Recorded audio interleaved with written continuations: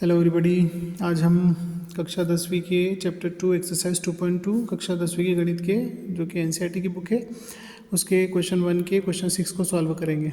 ठीक है, इसमें हमको क्या करना है, इसके शून्य ज्ञात करना है और शून्य ज्ञात करने के साथ में इसमें हमें जो हमारे शून्यक और गुणांक होते हैं समीकरण में उनके बीच जो संबंध होता है उसकी सत्यता की जाँच भी करनी है। ठीक है, तो आइए सबसे पहले हम इसके गुणनखंड करते हैं गुणनखंड विधि से। सबसे पहले 3x का वर्ग हमने लिखा, अब हमें -1 चाहिए।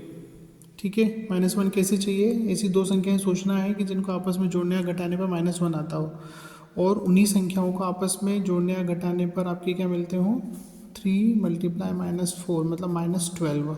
ये गुणा करने पर चाहिए और -1 आपको जोड़ने पर चाहिए।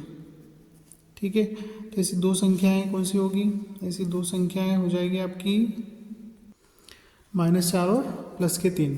ठीक है, क्योंकि -4 और +3 को जब आप आपस में गुणा करेंगे तो -12 मिलेंगे और -4 और +3 आपस में जब आपस में घटेंगे तो -1 मिलेगा।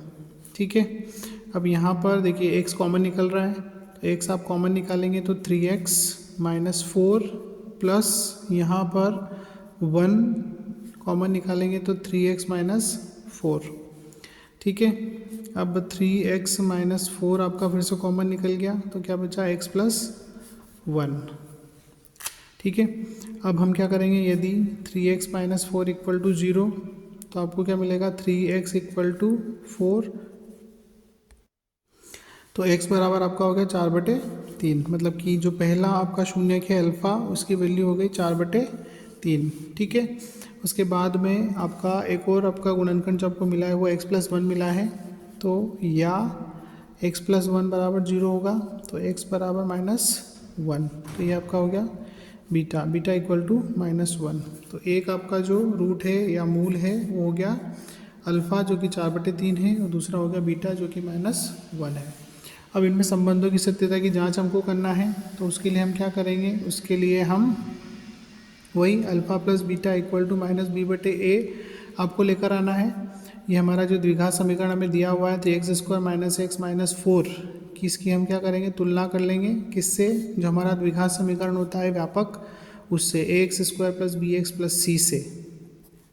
ठीक है, तो a की वैल्यू आपको मिलेगी 3, b की वैल्यू मिलेगी -1 और c की वैल्यू आपको मिलेगी -4। ठीक है, अब मान रख देंगे तो अल्फ़ा + बीटा बराबर आपका क्या है -b/a। अल्फ़ा की वैल्यू आपकी कितनी है 4/3 और बीटा की वैल्यू कितनी है -1 बराबर -b की वैल्यू कितनी है -1 और a की वैल्यू कितनी है 3। ठीक है, तो 4/3 ± -1, इसके नीचे कुछ नहीं है 1 ले लिया हमने, फिर ये हो गया 1/3। ठीक है, अब यहाँ पे आप एलसीएम लेंगे तो 3 और 1 का एलसीएम 1 आएगा 3 आएगा, 3 से 3 डिवाइड करेंगे 1 4 -1 3 × 3 3 और 1/3। 4 - 3 करेंगे ऊपर तो क्या आएगा 1/3 = 1/3। तो आपका ये पहला अल्फ़ा + बीटा और दूसरा अल्फ़ा × बीटा।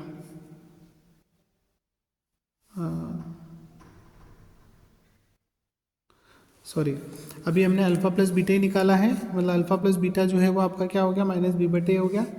अब इसी प्रकार से हम क्या करेंगे, अल्फ़ा × बीटा निकालेंगे।